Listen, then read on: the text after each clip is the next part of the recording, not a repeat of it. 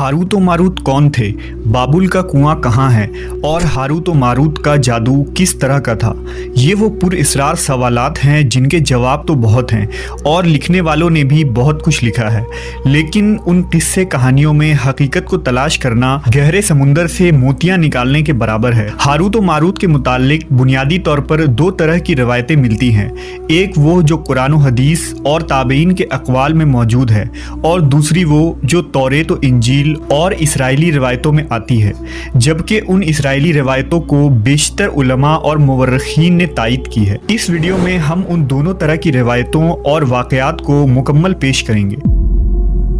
रिवायतों के मुताबिक हज़रत इदरीस अलैहिस्सलाम के ज़माने में एक मरतबा आसमान और ज़मीन के दरमियान से पर्दों को हटा दिया गया तो फरिश्तों ने ज़मीन में आबाद इंसानों को देखकर ताज्जुब किया और बोले, या रब्बुल आलमीन, हम तो गुनाह के करीब भी नहीं जाते, जबकि ये बनी आदम गुनाहों में इतने मुब्तला हैं। अगर हम उनकी जगह होते तो कभी तेरी नाफरमानी ना करते। अल्लाह ने इरशाद फरमाया, इंसानों को गुस्सा और शहवत दी गई है, अगर ये चीज़ें तुम्हें दी जाए तो तुम भी इसी तरह गुनाह में मुलव्वस हो जाओगे। लेकिन फरिश्तों ने कहा, हम ऐसा हरगिज़ न करेंगे। लिहाजा अल्लाह के हुक्म से फरिश्तों ने अपनी जमात में से दो बेहतरीन और इताअत गुजार फरिश्तों को चुन लिया, जिनका नाम हारूत और मारूत था। अल्लाह ने उन दो फरिश्तों में इंसानी फितरत और शहवत डालकर दुनिया में भेजा। वो शहर बाबुल में दो खूबसूरत इंसान बनकर आए और काजी के काम पर मुकर्रर हो गए, जहाँ वो लोगों के दरमियान फैसले किया करते थे। एक दिन उनके पास एक औरत अपना मुकदमा लेकर आई और कहा कि उसका शौहर उसे बहुत परेशान करता है।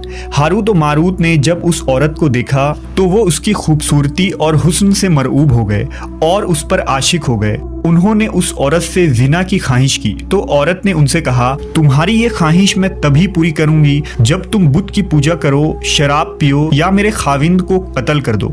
हारूत और मारूत ने शराब नोशी को छोटा गुनाह समझकर पी लिया और नशे की मस्ती में दो और कबीरा गुनाह कर बैठे। उस औरत ने उनसे आसमान पर चढ़ने का अमल भी सीख लिया, जिसके जरिया वो आसमान पर जाते थे। जब औरत इस अमल के जरिया आसमान पर गई तो अल्लाह के हुक्म से उसे सितारे की शक्ल में मस्ख कर दिया गया। चूंकि उस औरत का नाम ज़ोहरा था, इसलिए वो सैयारा ज़ोहरा कहलाया, जिसे आज वीनस कहते हैं।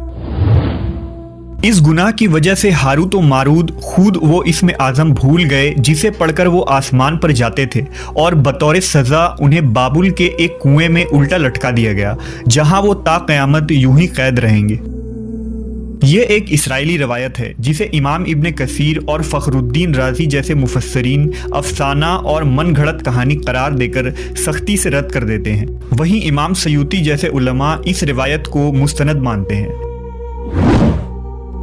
हारूत और मारूत और चाहे बाबुल के सिलसिले में एक और रिवायत कसरत से बयान की जाती है, जिसके मुताबिक एक ज़माना ऐसा था जब शहर बाबुल रुए ज़मीन पर तहजीब और तमद्दुन का मरकज़ था। यहाँ के लोग बातिल खुदा की परस्तिश किया करते थे। ये लोग अपनी किस्मत उनसे वाबस्ता समझते थे, इसलिए इल्म नजूम और इल्म फल्कियात में बड़े माहिर थे। उनके बुतकदों में सितारों की पूजा की जाती थी।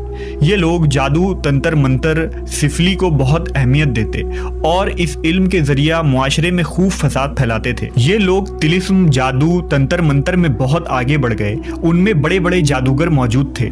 उनकी तारीखी किताबों में जगह जगह जादू और तंत्र मंत्र ही नजर आता है। उनका जादू दूर दूर तक मशहूर था। मुख्तसर ये कि उस शहर का बाशिंदा होना ही जादूगर होने की अलामत थी।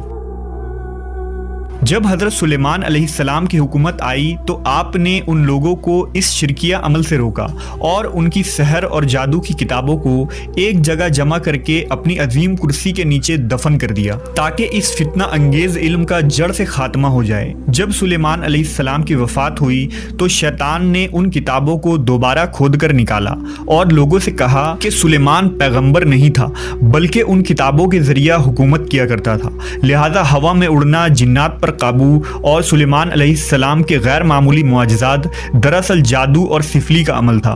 बनी इसराइल ने उसकी पैरवी की और उन किताबों को पढ़ना शुरू कर दिया। लिहाजा दोबारा ये शर अंगेज इल्म इस कौम में सुरायत कर गई। अल्लाह ने सुलेमान अलैहिस्सलाम पर लगाए गए इल्ज़ाम और तुहमत की नफ़ी करते हुए सूरह बकरा में फरमाया है, اور انہوں نے اس چیز کی پیروی کی جو شیطان سلیمان کی بادشاہت کے وقت پڑھتے تھے، اور سلیمان نے کفر نہیں کیا تھا لیکن شیطانوں نے ہی کفر کیا۔ لوگوں کو جادو سکھاتے تھے، اور اس چیز کی بھی جو شہر بابل میں ہاروت و ماروت 2 فرشتوں پر اتارا گیا تھا، اور وہ کسی کو نہ سکھاتے تھے جب تک یہ نہ کہہ دیتے کہ ہم تو صرف آزمائش کے لیے ہیں، تو کافر نہ بن۔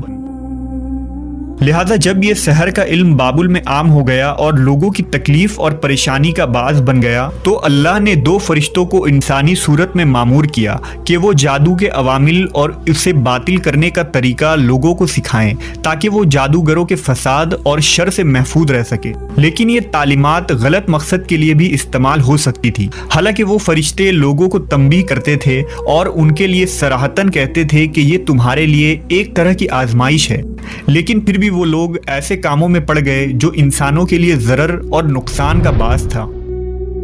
بعض عربی داستانوں میں اس کنویں کا ذکر بھی ملتا ہے جہاں کئی لوگ پہنچے اور ہاروت و ماروت سے ملاقات کر کے جادو کا علم بھی سیکھا، جبکہ بعض مورخین کا کہنا ہے کہ عراق کے شہر حلہ کے قریب ایک کھنڈر میں موجود قدیم کنواں ہے جہاں سے بابل کی سرحد شروع ہوتی تھی۔ یہ اس کنویں کو ہی چاہے بابل قرار دیتے ہیں۔